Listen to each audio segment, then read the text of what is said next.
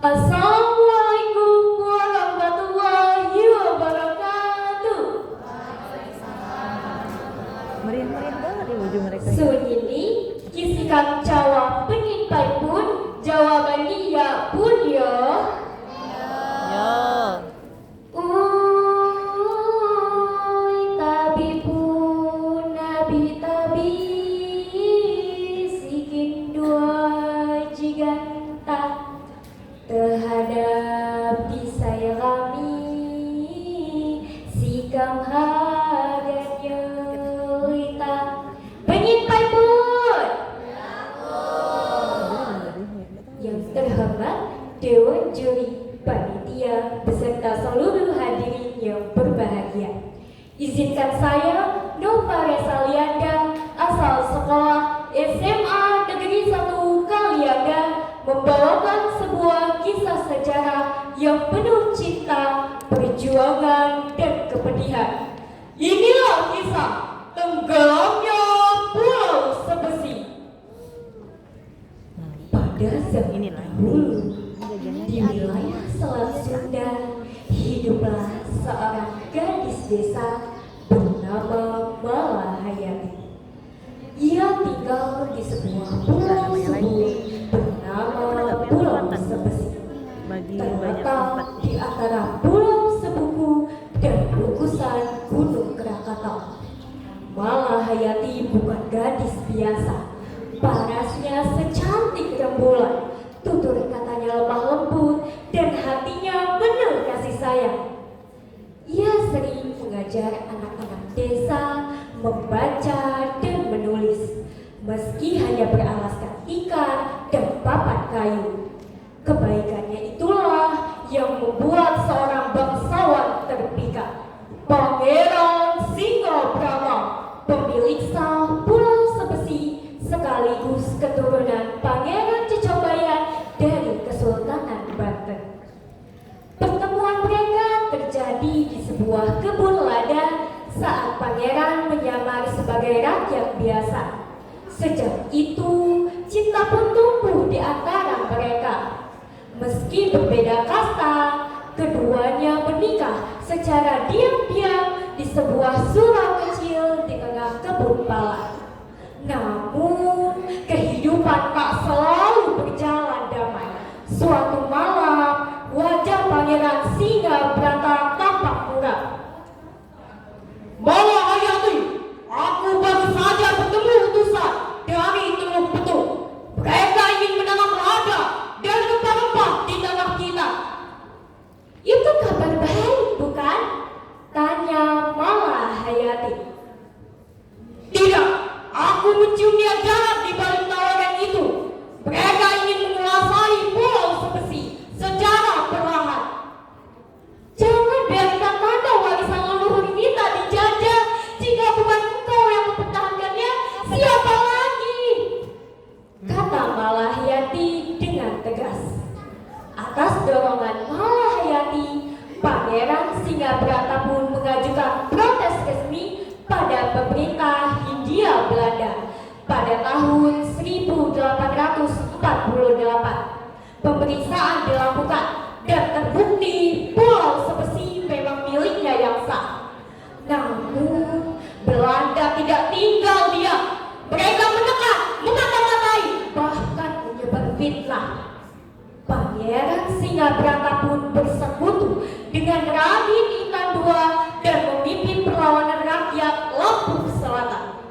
Bila kita tidak melawan hari ini, anak cucu kita akan lahir dalam rantai penjajahan, kata pangeran pada para pejuang. Sementara itu, Malahayati tak tinggal diam. Ia menjadi ibu logistik, memasak, menyuplai makanan, bahkan merawat luka para pejuang. Setiap malam ia berdoa, ya Tuhan, lindungilah suamiku, lindungilah negeriku. Hingga akhirnya perang besar pun pecah, benteng berduru, markas utama perjuangan dikepung Belanda. Kita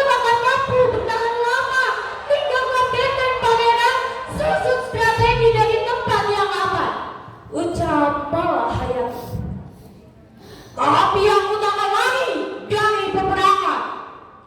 Ini bukan lari, ini mundur untuk menang demi rakyatku dan demi aku. Pangeran pun memeluk Malahayati erat. Baik, kita pergi malam ini. Namun takdir berkata lain. Salah satu pengikut mereka tertangkap dan disiksa. Lokasi persembunyian bocor. Tahun 1856, Pangeran Singabrata ditangkap dan diasingkan ke Manado. Sebelum berpisah, ia menggenggam tangan Malahayati erat. Percayalah Malahayati, bakalan gunung Krakatau pun takkan mampu memisahkan cinta kita. Ucap pangeran pada Malahayati. 23 tahun berlalu, Malahayati mati. Setiap pagi ia duduk di tepi pantai memandang cakrawala. Kau pasti kembali, pangeran. Kau pasti kembali, bisik Malahayati. Dan akhirnya tahun 1879 pangeran benar-benar kembali. Tapi bukan dengan pelukan, bukan pula dengan senyuman. Pangeran, kau kembali, ucap Malahayati. Maaf Nyonya, saya tidak mengenal Anda, kata pangeran dengan nada datar. Pangeran, ini aku, Malahayati. Anda salah orang, jawab pangeran dengan nada ketus. Malahayati pun terdiam. Hatinya runtuh tak bersisa. Ia pun pergi tanpa suara mengasingkan diri ke kaki gunung Krakatau. Hidup dalam sunyi dan doa. Tuhan, jika cinta ini tak lagi kau restui, cabutlah. Biar aku tenang, biar semua berakhir.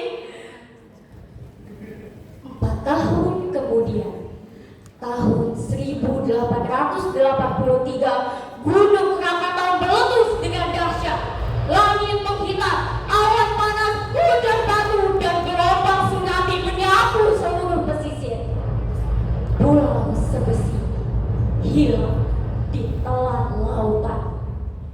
3.000 jiwa tewas, termasuk Pangeran Singabrata.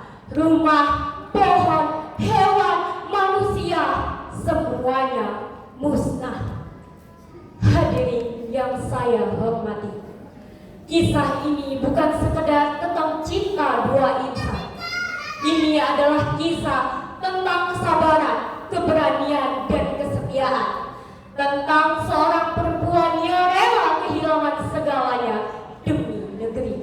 Tentang tanah yang tenggelam, namun meninggalkan jejak sejarah yang abadi. Sekian kisah tenggelamnya Pulau Sebesi. Saya akhiri. Wassalamualaikum warahmatullahi wabarakatuh.